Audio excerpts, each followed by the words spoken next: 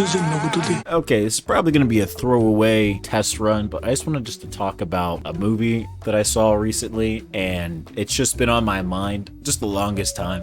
It's a movie by this director named Sion Sono, and he's starting to become one of my favorite directors. One of the first movies that I saw of his was this almost 4-hour long movie called Love Exposure. Jesus Christ, まさにマリア。僕は一瞬で恋をした。彼女しかいない。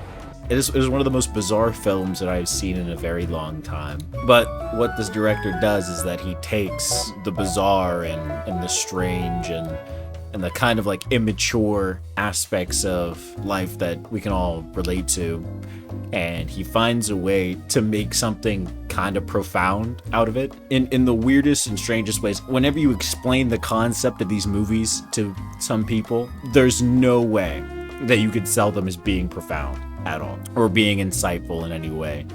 But once you give it a chance and you sit down and you just go along for the madness and the chaos, it just makes sense. And that's where I'm kind of going with this movie that I recently saw. It's called Love and Peace. The movie Love and Peace, it's a surrealist piece about the importance of staying true to oneself, the influence of fame and fortune, the idea of obsessing over materialistic ideologies, and the thought of idolizing celebrity figures, and how that can influence one's character to not reflect who they are inside. One of the big ploys in this movie is, what is it that people truly want in their lives?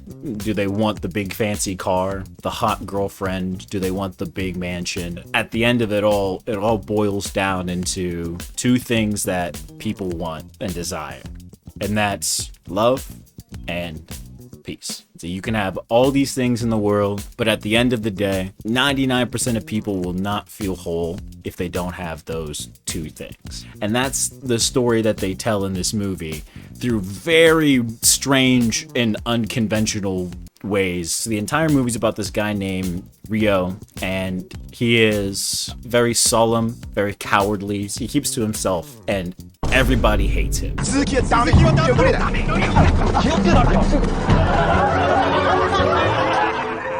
That's the lens that we see the movie through. But like, the movie opens up on this like news panel, and they're talking about the Tokyo Olympics and how it's going to bring economic prosperity to Tokyo and Japan.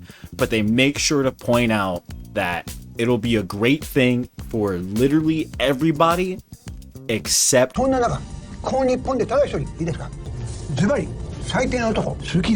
this guy. And they pull up like a picture of him, and they start talking about his life, and they start pointing and laughing. And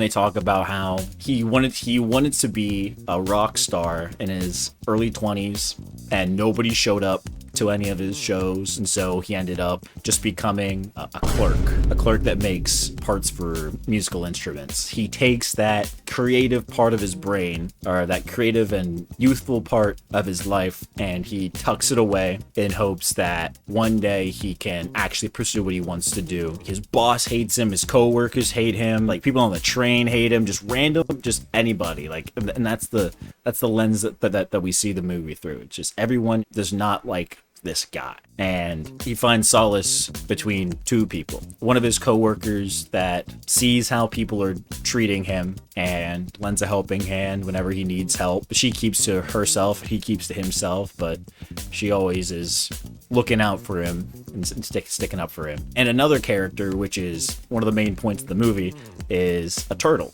And that turtle becomes his everything. He confides all of his insecurities and ambitions into this turtle just to have somebody around that can, I guess, relate to him. He sets up a life path and tells the turtle exactly what he wants out of his life, and it's just him and this little turtle against the world, and that's just what it seems to be. 分かってくれるか？俺の夢。いつか叶えてくれるよね。お前だけが友達だよ。俺の友達。どうしたんだ？ There's one scene in particular in the earlier parts of this movie where he's watching TV with the turtle, and this woman's talking about like icebergs. He looks at the TV and he's dressed up as like this rock star kind of character, and he says to the turtle, 僕は氷山だ。氷山はね、カメ聞いてる？見えてるところはほんの少しだけどね。カメちゃん聞いてるかい？本当の僕はビッグなんだ。海の下に氷山の本当の大きさがあるんだよ、カメちゃん。 and I just think that is a really good way to look at this character, and I feel like it's also kind of like a microcosm just for society, where we all kind of put on a mask in a sort of way, or we all have things that we want to do, but there's always that little voice that tells you don't do it, or now's not the time to do it, maybe next time. You're not capable of doing that thing. And no one really ever shows their true self in fear that, you know, you'll get made fun of, you'll get told that that's stupid, I guess. I don't know, there's just an underlying sense of fear with that. And it doesn't have to be out of a place of like cowardice. Sometimes it can be out of, you know, power. And I don't know, I just thought that was a really interesting thought for this movie. But he gets the turtle, he takes it to work, and it's just kind of like it's his entire world. People see that he has this turtle, and they make fun of him for having it. それがお前のピースか。それがお前のピースか。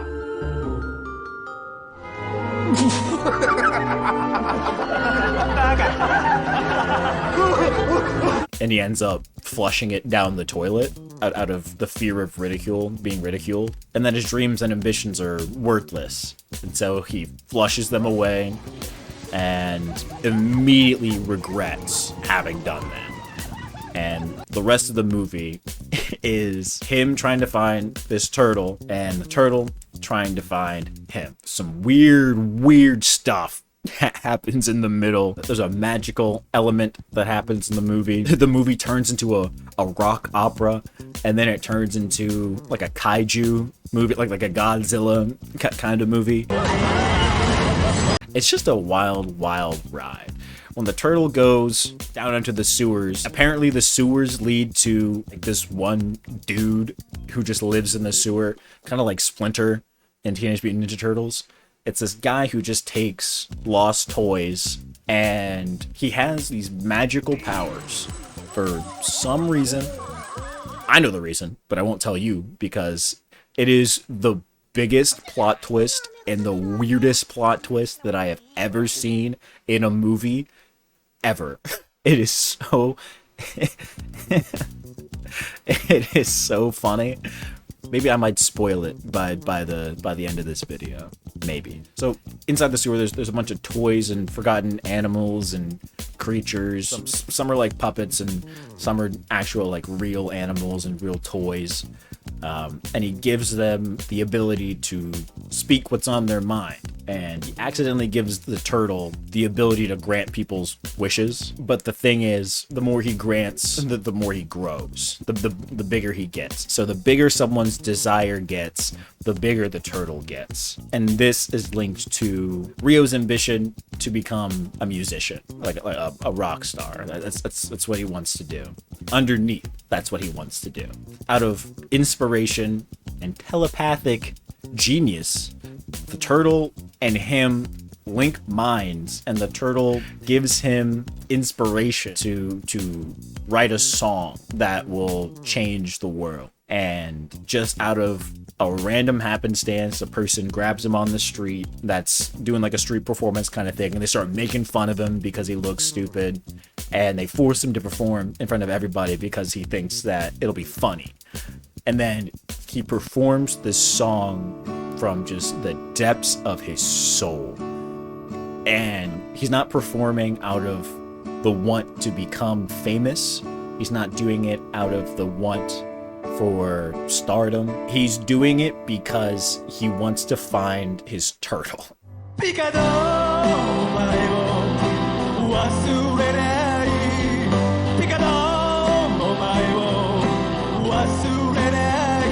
forgot to mention, he names his turtle Pikadon, which is, I think, Japanese onomatopoeia for flash and boom. So as he's singing this song in front of everybody, this just heartfelt song about his turtle, everyone around him thinks that this is like a big political piece, like this big political song that he just made just right on the spot.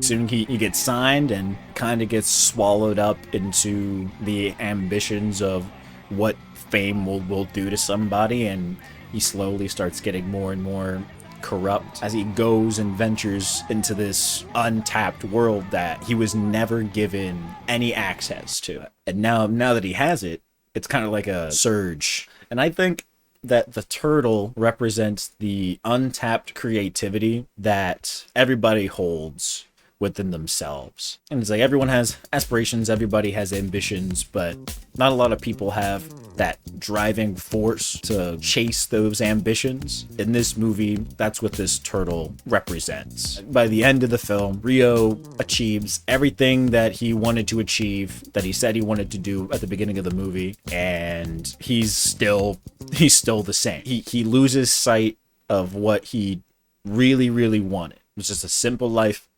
He wants love, and he wants peace, and he wants to be happy. That's it. That's all he wants. I'm not going to spoil the entire movie because I feel like people should go out and see this movie if you so choose to go peruse. I don't know why. I've just been thinking about this movie just for a while now, and the music slaps. The music slaps in this movie. So good. But yeah, I'm probably going to do a lot more Sion Sono film reviews because he is slowly becoming like one of my favorite directors. Just the stuff that he makes it's kind of like seeing a unicorn almost, where it's like, I wish more people got to see this.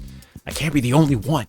I feel like other people need to see this. This movie it's fun, it's weird, it's really weird. There's a big old plot twist. For those who don't want to hear it, skip to this part. You have been warned. I'm gonna spoil why the man is magic underneath the sewers. It's because he's Santa Claus. It's because he's Santa. He's Santa Claus. All right. Okay, cool. We're back. Okay, that's gonna be the end of this review. I guess this is a review, more of an analysis, a weird analysis of this movie. I don't know what this video is, but hopefully you learned something. Maybe you might check out this movie, maybe not. If you have any movies that you'd like to recommend me to see, let me know in the comments down below. And if you've seen this movie, let me know what you thought. Don't spoil it for anybody, but let me know what you thought down below. I'm definitely going to do more of these, and wubba lubba dub dub.